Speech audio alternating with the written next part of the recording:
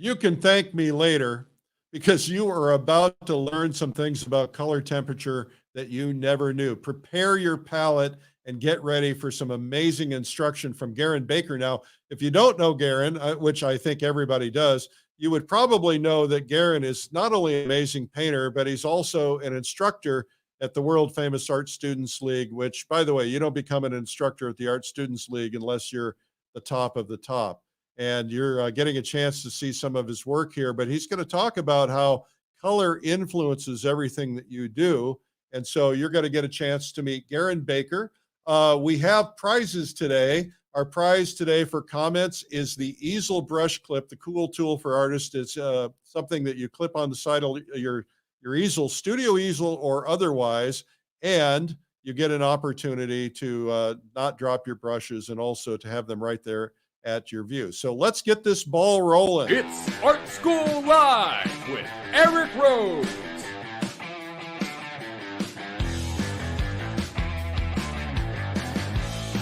Now, here's your host, Eric Rhodes. Welcome to Art School Live. Eric Rhodes from Fine Art Connoisseur, Plein Air Magazine, and Streamline Art. We are happy to have you here. We have people tuning in from all over the world, probably 50 different countries, pretty much every day.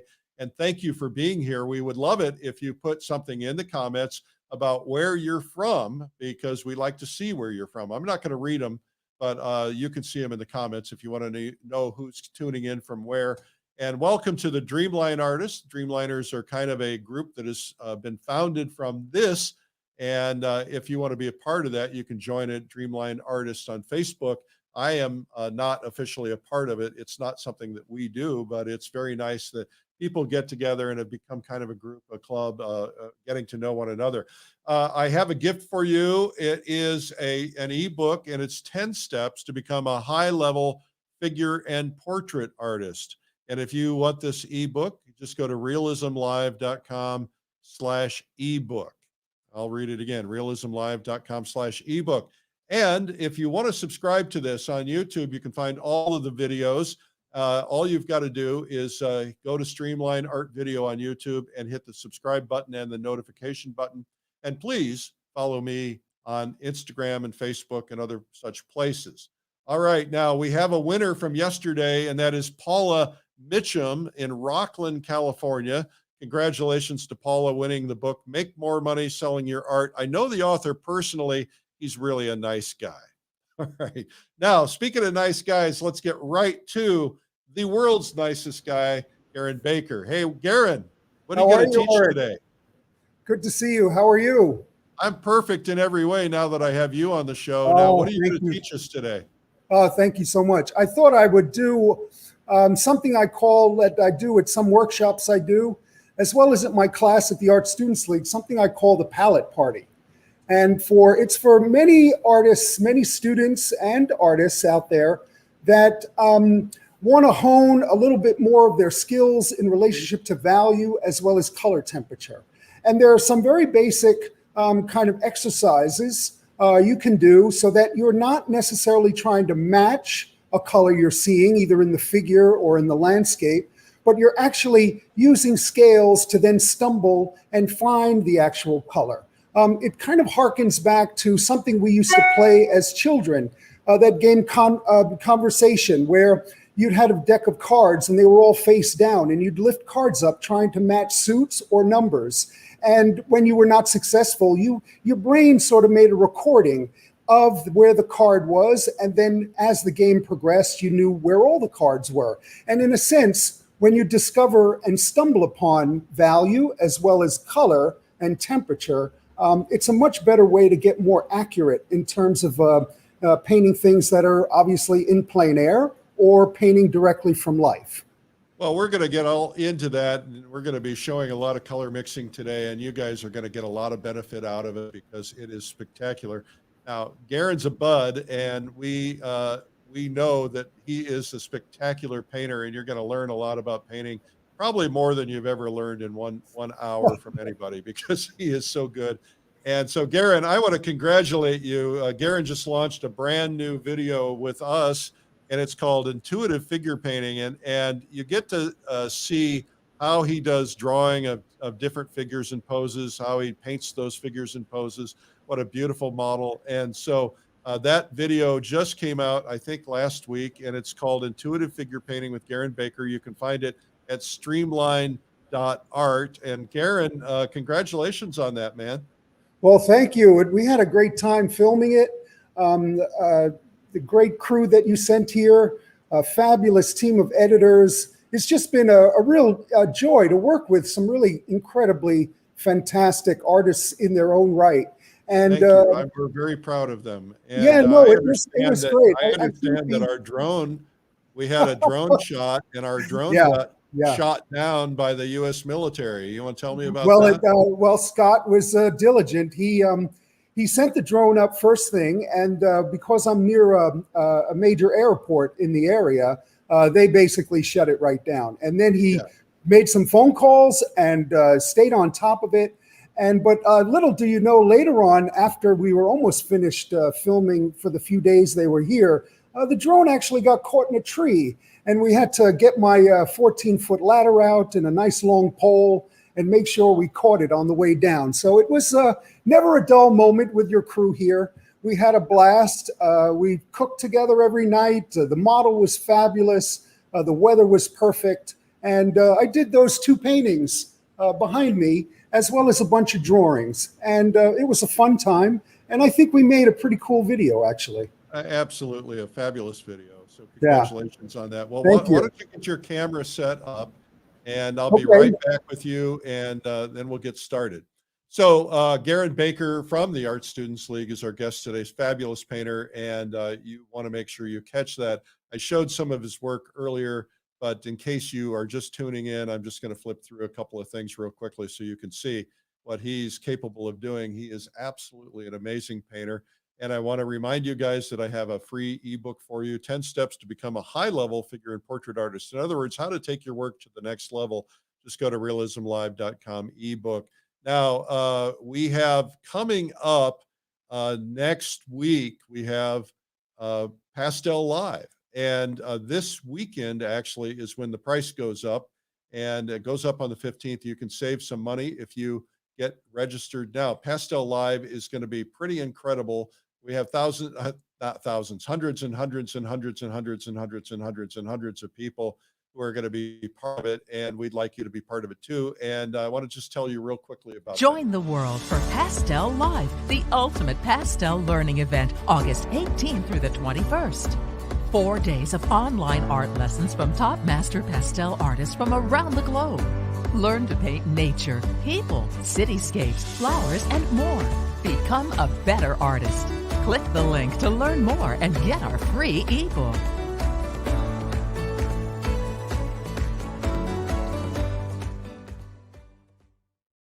So it's a virtual conference online, and so you can watch it. And if you, by the way, can't make the date, we have a golden ticket replay program where you can get all the replay you want so that you can watch it on your own time, because lots of us have jobs and, have to do things like show up at family events and things like that. So we can't always make it. So you can find all that out at pastellive.com.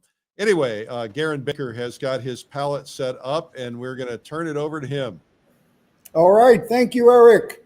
So I've made today the surface of my palette the larger sort of split screen, because I really want to play on my palette and look at my palette as the playground, because nothing happens on the linen or the canvas or your drawing board until it happens on the palette first. And you can't see, but off to the right, or it might be left, I don't know if it's flipped for you, I have odorless turpentine, a Gamasol I use. And I'm just going to grab my, a nice size brush, a big sort of large bristle brush, probably a number 6. And we're going to just very quickly, we're going to create a scale, okay? And it's going to be basically everything that you see is either how dark it is or how light it is, because it's not as though we're painting things in particular, we're really painting light. And so light is that variable between how light it is and how dark it is. And very quickly, we're going to create that. We're going to take white. Now, when you talk a scale, I've not heard it used as in the term scale before, but it's like a music scale for painters. That's correct. That's correct. Well, in music, they call it, it's like notes, high notes or low notes. And obviously the highest note is the lightest, as brightest you can get. And when I think about white, I think about the brightness of the sun. Basically, as bright as you can go on a two-dimensional surface would be either a titanium white or a stack white or a lead-based white. But I'm going to start with white on this end. I'm going to make sure I clean my brush with my rag. I always have a rag handy. You can't see me dipping in the turpentine, but it's just off to the right here. And I'm going to grab the black because I don't want to muddy the black by having white paint in my brush. So I grab the black and I put the black over here and I start introducing them to each other. Black meet white. That's right. And lo and behold, very quickly, I've created a scale. So everything you see in your visual field is somewhere along that scale. It's either the brightness of the brightest part of the painting vis-a-vis the sun, or the darkest part of the shadow, cast shadow, or even this would sort of represent being in a closet without any light source visible at all. You couldn't see the hand in front of your face. And so by understanding this simple principle and actually creating it on your palette, maybe in the lower portion of your palette, just this simple principle here, understanding scale and evaluating what you're seeing. Obviously, I paint mostly from life, and evaluating what you're seeing in relationship to how light it is versus how neutral it is. And these would be neutrals in here, and then shadows in here, and then my lights in here, and then obviously highlights and really, really dark shadows. And in a sense, this is the format or the sort of the building blocks, the largest building block on the bottom of the pyramid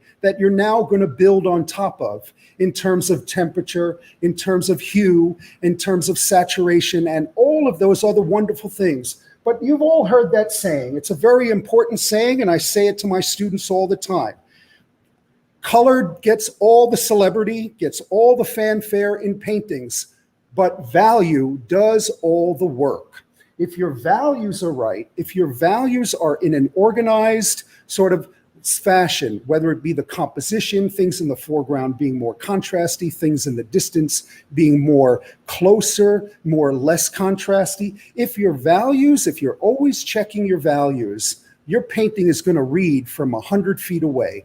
And if your composition is enticing and obviously your subject matter is captivating, that painting is going to beckon the viewer. It's literally going to call them to come closer. And I find that with art, every step a viewer takes towards your painting, the moment they continue to be satisfied, it's the closer they get. The moment they get a bit of tinge of where they're unsatisfied, they walk away. There are lots and lots of paintings to see. So I try to really hone my skills in terms of understanding this value scale and really checking as I'm developing my painting so that I'm within the right value scale, because I know it does all the heavy lifting in any painting or any work of art you see. So why don't we move on to something I call just the warm and cool lights and shadows. And I'm gonna do something very basic. Now, will you do me a favor, Garin? Sure, You're Eric. so good. I just put a comment in that you're such a good teacher. Oh, thank you. I painted for 10 years before anyone ever even explained warm and cool to me. And I was so confused about which colors are warm and which ones are cool, because the things I thought were cool were warm, like a warm blue. So will you just give us a quick overview of what all that means? Okay, so everyone, light, the daylight, artificial light, there are many, I couldn't even go into all of the light sources that you can paint under. And I couldn't even go into the hundreds and millions of variations of light. Every moment of the day, cloud cover, overcast, or even if you're in the studio, the bouncing light off walls, the atmospheric light. There are just so many, but there are some basic, simple principles that if you practice, and these really need to be practiced so that they can become sort of second nature, so that they can become your automatics, so that you really don't have to think about them anymore. It's sort of like a kinship with when you're a teenager and you're learning how to drive a car. You have to think about everything. Key in the ignition, foot on the brake, hand on the gear shift, check every mirror. When you drive a car, well, I'm well above 50 these days. When I drive a car, I don't even think about those things. So the more you do it, the more you practice these basic kind of understandings, the more they become second nature to you, and you don't even have to think about them anymore. So I'm going to do a simple one, which is a warm light and a cool shadow. Now, we use a lot of that in the studio because we usually light the model with a spotlight, and it's usually a warm light. But now you have LEDs and you can play around with all different kinds of cool light. But basically, a basic principle is a warm light, a cool shadow, or a cool light and a warm shadow. You really don't very often find, very rarely, cool light, cool shadow, or warm light, warm shadow. It's the cool shadows that make your lights feel vivid and rich and alive with light. It's the cool lights that make the shadows look warmer, and so forth and so on. So it's the balance between the two, and those two principles in any given situation, whether you're in the studio or whether you're outdoors. And I'm going to mix both of them. Okay, I'm going to start with the warm light and the cool shadow. So I'm going to start basically very simple with the shadows. And I'm not going to overthink it. I'm going to think basically like a child, and I'm going to grab cool, a blue. Now, obviously, that's so rich and way too blue to be a shadow. Well, it could be in a neon light situation, but in a normal sort of even studio light situation, there's my cool shadow. But in order to neutralize it and get to more of a gray, I'm going to go to its opposite on the color wheel. This is also a very important thing, is to start getting more familiar with the color wheel. So opposite of blue on the color wheel is orange. And I'm going to use this and I'm going to bring it in. I'm going to introduce them to each other. Orange. And there we go. There we have a neutral, cool shadow. Can you see that, Eric? Yeah, you make it look so easy. Okay, now if I want to lighten it up a little bit, then I just grab maybe a little white. But I don't want to put it right in the middle. I want to put it over here. And I want to introduce it again slowly, creating another scale.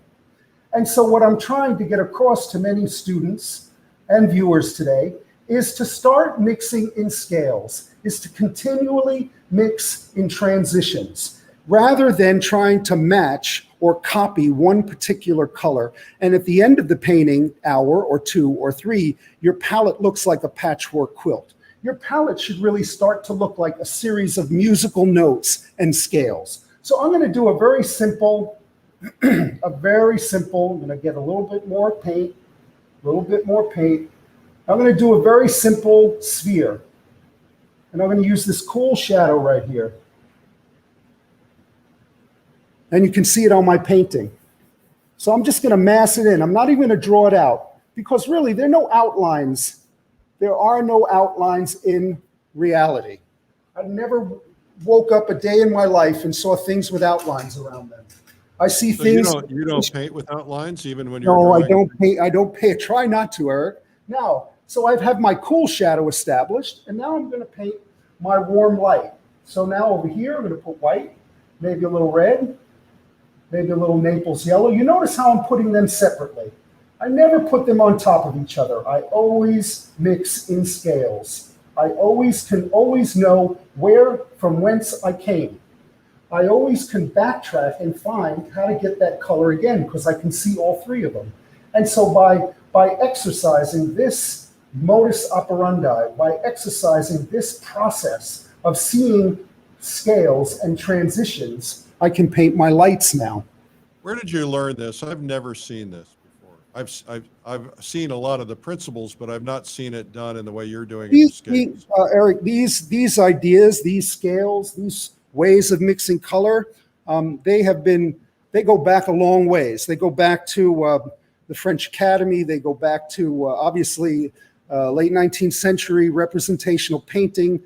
The Impressionists expanded on this idea and principle. Many painters, the Russian masters, picked that up from European masters. Sargent, Zorn.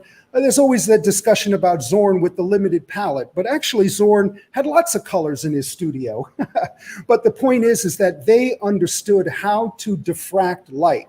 And basically it goes back to science class. And during the late 17th century, late 18th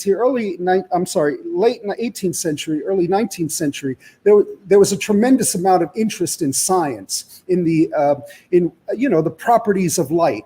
And so they took that prism, back when you were a kid, the science teacher took a beam of light, shined it through a prism, and diffracted the light into its properties. And basically that's my palette, from white, yellow, red, green, and blue.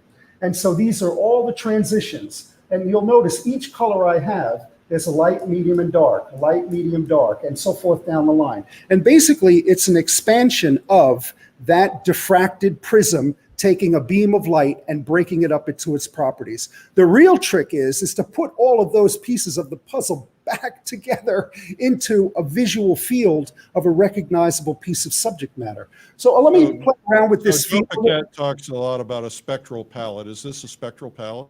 Well, it's a kind of, sometimes they call it a prismatic palette, but that's what he says, prismatic, that's right. The prismatic has to do with hues and variations on the primary colors. What this is, I call this like a chromatic palette, because basically it deals with the primary colors, and it deals with 2 or 3 variations off those primary colors. I find that with the primary colors, white, yellow, red, green, and blue, you can pretty much paint anything. Hey, by the way, if you guys watching this like it, hit the like button, share button, so other people will see it. So now I'm going to turn this to light and shadow into a sphere. So now a sphere obviously is in relationship to whatever is around it. So I'm just going to mix a darker color. I'm going to use just out of my imagination, a dark background. So you can see that I purposely choose to mix my darks on this quadrant of the palette. You see, this side's going to be my shadows. This side's going to be my lights. And I try not to confuse the two. I have a great friend of mine. He passed away a few years ago. He was from Brooklyn. He was from Bay Ridge in Brooklyn. And you might get a kick out of this story, but he used to tell his students, the lights are like the Castellanos and the shadows are like the Gambinos. And if you mix your lights and shadows together, somebody's going to get rubbed out. I love that story. Anyway, so let's play around with a little dark. And we're basically going to carve this sphere out of space. We're going to find it. We're going to find the edge of it. And before you know it, these lights and shadows, now we can play with edges now. And now we can play with a little reflected light, which is obviously if we're on a white cloth, I'll just put that in now.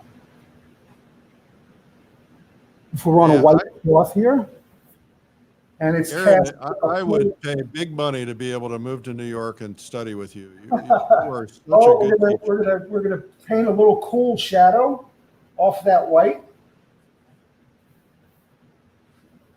And there's also variations I'm playing with, like right at the base, it's going to be slightly darker. As it moves into the atmosphere of the room, it's going to catch more atmospheric light. And now we're going to take that cool shadow and we're going to play into the shadow color that I mixed previously. Look at the scale, another scale I'm building, and I'm going to find a reflected light on this side.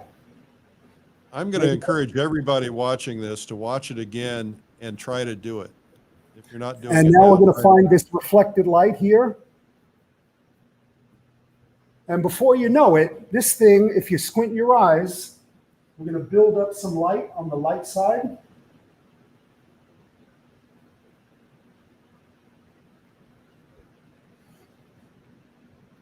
And before you know it, this thing can be lifted off the page. And in what, 7, 8 strokes of paint? Yeah. It's a round object in space. And this is really the fun part, when you can start honing this and really playing with some of the edges some of the transitions that take place in here, and playing with all of this fun stuff. I used to have a great teacher when I was a teenager. I was very fortunate to have some wonderful teachers. His name was David LaFell, and he taught at the Art Students League. And he used to play with these ideas of how to bleed the light so that it actually starts to glow. Especially, I don't know if you've ever seen his still lifes, but they literally glow. And so by using some of these edges and bleeding the light into the background, you can make these things really unbelievably realistic. I mean, you can go as far. When I was younger, I was a big fan of, photorealism, but you can go as far as to make this incredibly, incredibly realistic. Garin, I hear all the time from people who say things like, I don't want to start out with cones and balls because it's boring. But it's so important. Well, let's do a head. How about we do a real quick head study? Now, I'm going to do it out of my head. Well, you can do me. I'll pose for you. Well, let's start with some cool shadows. I'm mixing that cool shadow again. Opposites, the blue, the orange, lighten it up a little bit.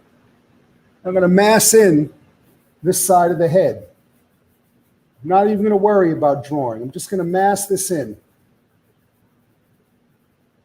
Now I'm going to mass in the light side. Rich red, white, little Naples yellow. Let's keep it rich and red. So we're going to stay on that side of the hue spectrum. Now, whenever you're painting a head, it's very important to keep in mind, the bone structure, the skull structure. And depending on the angle of the head, up or down or left to right, the cheekbones are crucial. So I'm just going to make a mark where those are. And on the far side in the light, I'm going to paint the rich red of the ear. A lot of blood capillaries on the surface, so that's the ears, the nose, usually have a lot more richness to them. And so now, by defining where those cheekbones are, I can find where the eye sockets are, and my proportions will be accurate. So the cheekbones, I'll just make them a little darker so you guys can see it. And so the eye sockets are going to be here. One, and then the other. And then the shadow under the nose. And maybe there's a little bit of light on the far cheek because the nose is casting a shadow. So maybe there's a little bit of light on this cheekbone right here. And a bit of a deeper shadow in the corner here, casting down. And so very quickly, you can start to see the form develop. Let me pull out a little bit more white. Don't spare the paint. That's another great Sargent quote. Keep pushing it out, pull it out. Don't get lazy by over mixing on your palette. Keep grabbing more paint.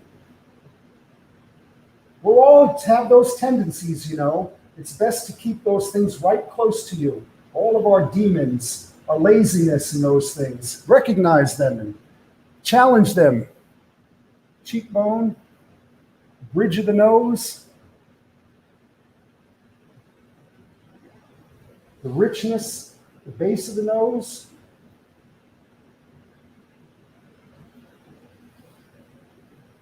Now we paint the muzzle, which is that muscle that goes from the bottom of the nose all the way to the underneath the chin.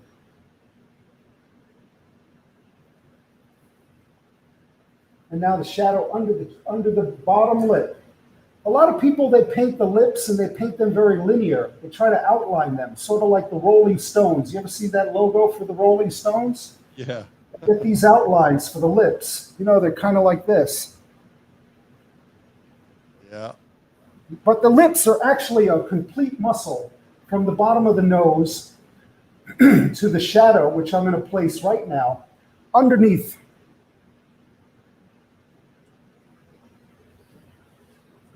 And if you find where the corners are, it becomes much easier to find where these things are. Now let's play a little with that reflected light. I think if I would have studied with you, you would have saved me 20 years. Well, you got to practice. People watching this today are very lucky because you're seeing things that if you just, again, you watch this and you try to do what he's doing here, it's going to blow you away in terms of how rapidly you're going to get to likeness. I'm putting in the reflected light on the far sides of the form.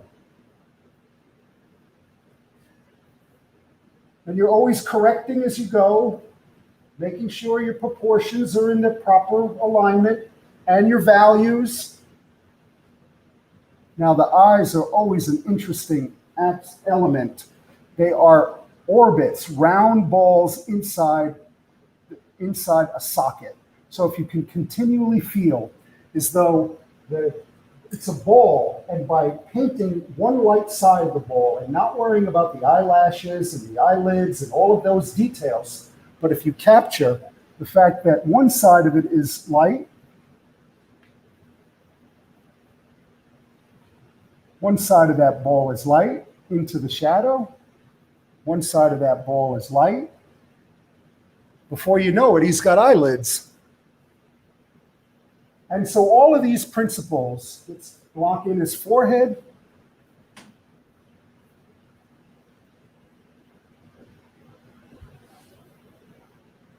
All these principles really come to play.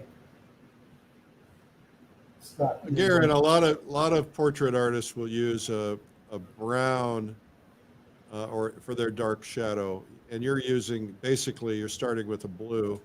So your shadows have a lot of greens in them as they mix down because of the that's true, Eric. I don't really use the browns on my palette or my neutrals. They designate the warm side of my palette to the cool side of my palette. I very rarely even while painting African skin tones or olive skin tones. I very rarely use the browns. I'm always using the primary colors. Now, if my skin tones in the shadows go to green, then I go to the opposite, which is red, and I slightly warm it up. And I can find all of those rich colors because when you do use the browns, it tends to take the chromatic quality of the paint out of it. It makes the skin tones look more mannequin-esque and without light and freshness to them. And I noticed that a lot of students, they use a lot of browns and in their skin tones. And I try to, show them that they don't necessarily have to use all those browns. They can play around with these complementary colors.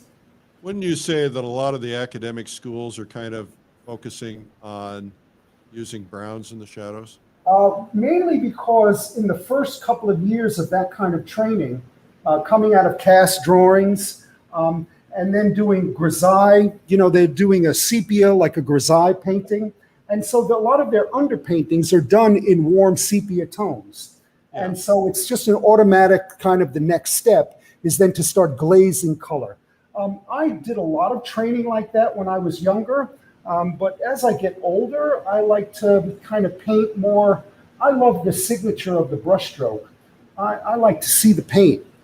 And, when I was, not to say that there's not one better way or not. Some of those wonderful academic studies and paintings are, they blow me away. They're like unbelievable. I look at them for, take for instance, like a Bouguereau. I've been to the Met many times. I'm from New York. And, I stand in front of a Bouguereau for a good long time. The ears got a little bit more richness, so I added some warmth to this side of his face. But we're still in the right values, still in the right relationship of values in order for it to read as something that has form or volume, an object that has volume in space. Barbara says this is the greatest portrait painting lesson. I agree. I have not watched your video yet, Garin, but I'm going to do it this weekend if I can, because it is, I just can't wait. This is so good. Well, I'm going to also use that same principle. I'm going to carve his head out of in space. Okay. Don't get a big head just because you're getting all these No, listen, Eric, I've been painting a long time. I practice quite a bit. I paint from life not every day, but at least 4 or 5 times a week. And I used to do it once a week, but I kind of gave it up when COVID hit. And now I'm going to carve this side of his jawline and his neck.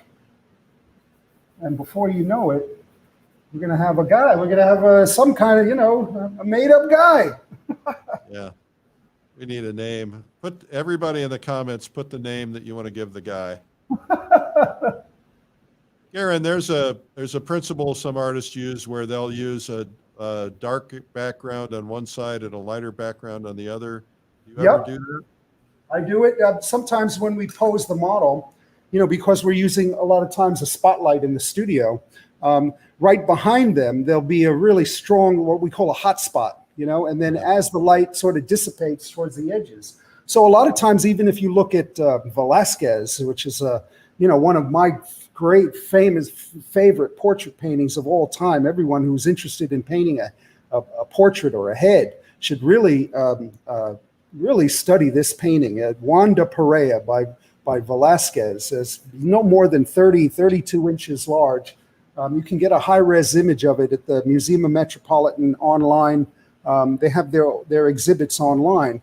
And if you take a really close look at that portrait painting, it's called Juan de Pareja by Velázquez. It's really a lesson in not just great form and color and virtuosity, but the part about portrait painting where he's going beyond the skill, beyond the academic, and he's getting to the soul and the person and behind the eyes. And that's really what the video is all about. It's trying to discover how to get to that kind of realism, that sort of realism that's underneath the surface, the realism that gets inside your craw, so to speak. And when you touch that kind of humanity, when you touch that piece of lightning, in a sense, every person that sees that painting, who we're all human beings, obviously, is going to feel what that person or what that artist is trying to communicate. And, there are other examples of that. John Singer Sargent's Lady Agnew does that. I saw that painting a few years ago at the Frick in New York City.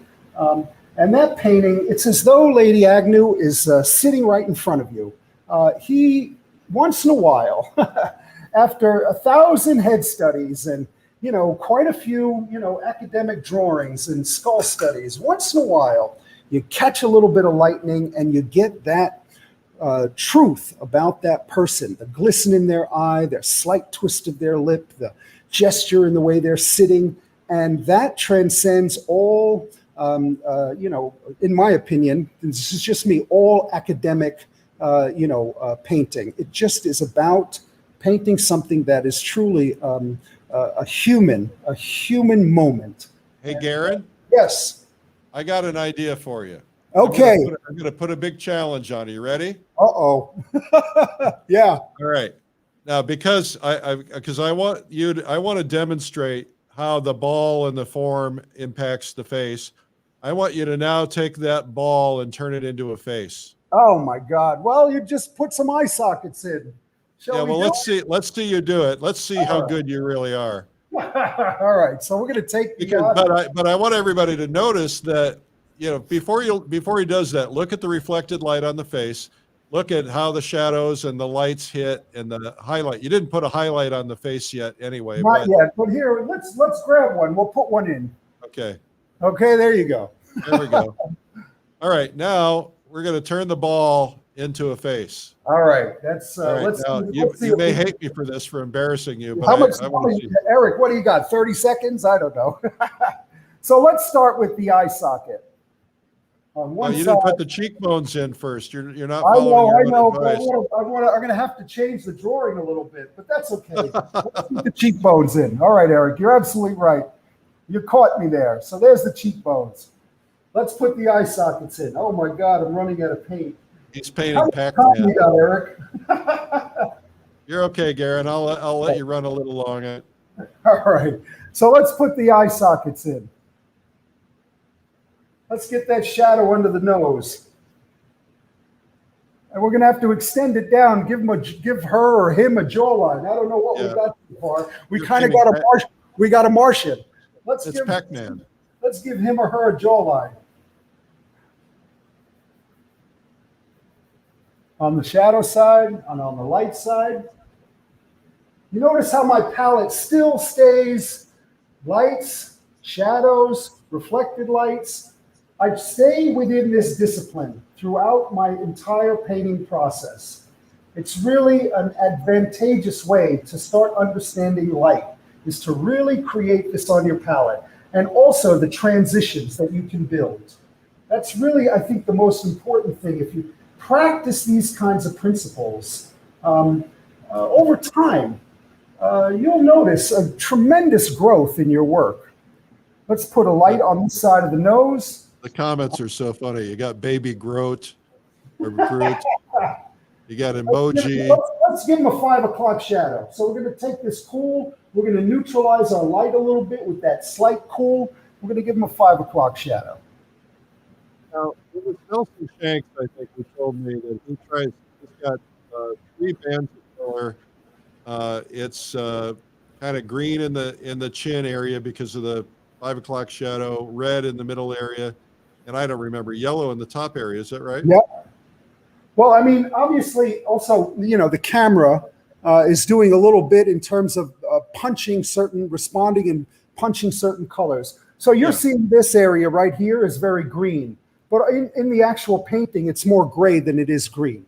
But I can modulate that by adding the complement to green, which is a little bit of red. But I don't want to go too warm that it's going to compete with the lights. I want to keep it neutral. And let's put in his ear.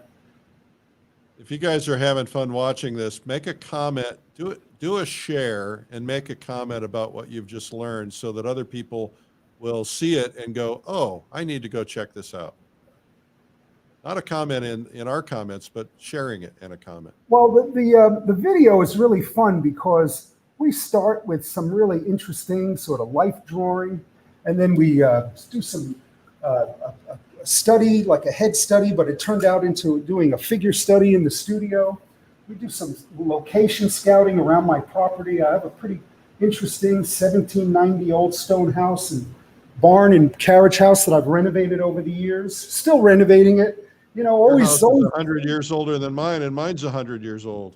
Well, we're always renovating. Next year, we're slated, we're going to do the roof. Oh my God, that's going to be a huge project. Anyway, so we're always renovating. We're always doing projects around here. My wife did a beautiful vegetable garden this year. So buy Garin's video so he can get his roof project done. That's right. Yeah, and buy lots of them because we're doing a slate roof. Oh, no. Oh, man, that sounds expensive.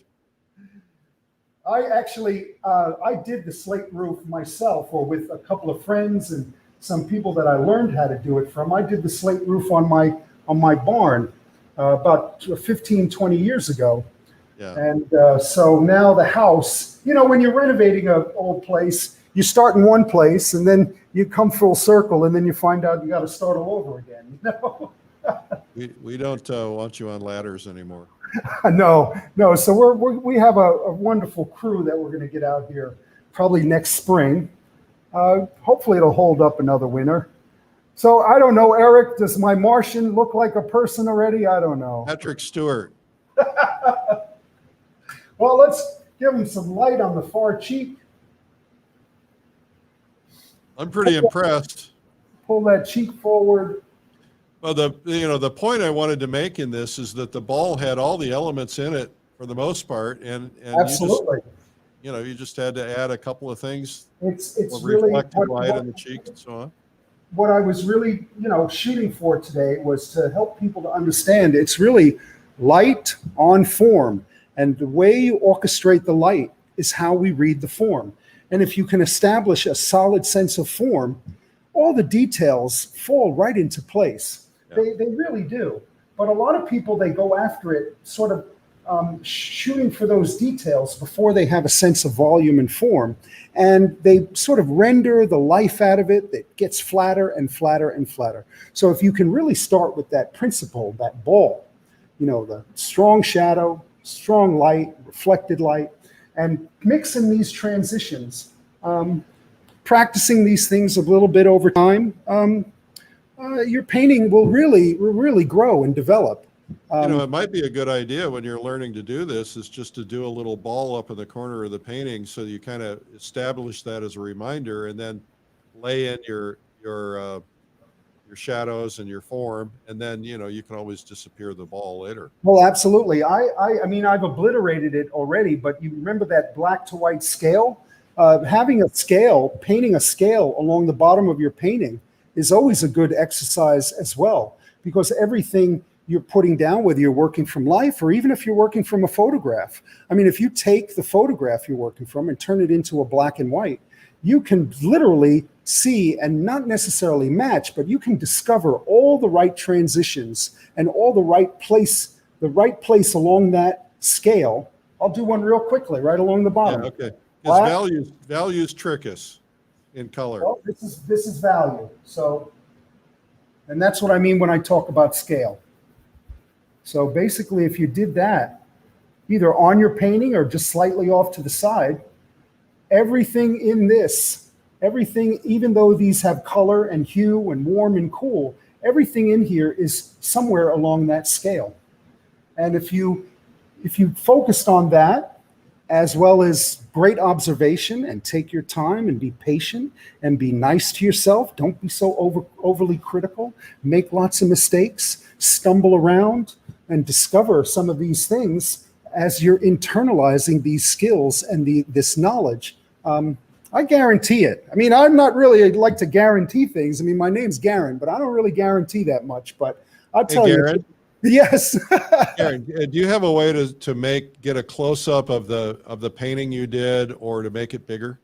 I can I can move my camera. It's going to get a little shaky on you, Eric, but well, maybe why don't you move the painting over your palette? Maybe we can see that. Well, let me see. Maybe I can switch. Let me see if I can switch cameras for just 1 second. Yeah, because I'd like to see it bigger. I think everybody would. Oh yeah. Ooh, I'm getting seasick. Oh, that's sorry about that, Eric. Oh, that's perfect. Okay, now we can really see it. Yeah. Well, let me get it a little focused, and right. How about a little better focus? There you go, and a little richer in terms of what it is. Yeah. It's a little washed out, but it's pretty much there. It's all right. We got a chance to see it. Okay, now you need to come back on camera and say goodbye. All right, let me switch cameras again. Sorry, I got to reach around this thing. USB. All right, everyone. I'm going to move this camera, Eric. Well, all right, that was fun. I put my value specs on so I could watch. I was watching with the values so I could see how that impacted things. It's a pretty good tool. Hey, Garin. Yes. I'm not seeing you. Sorry. You are a living example of someone who, in not even an hour, 45 minutes, you can change somebody's life. You did such a phenomenal job in teaching in principles that I knew, but you told me new ways of approaching it that I had not seen before. And everybody ought to share this video with every artist they know, because it'll save them years of frustration. Well, thank you, Eric. You're my new hero. And well, I want to tell everybody about your new video in case they missed it. This is called Intuitive Figure Painting, and you cover all these principles and so much more, including drawing. And it's available streaming or DVD. And there's some of the images. And just what a terrific video it is. You can get that at streamline.art. And of course, Christina will put that in the comments. Garin, you're a rock star, man. Thank you. Thank you, man. Always good to see you, Eric.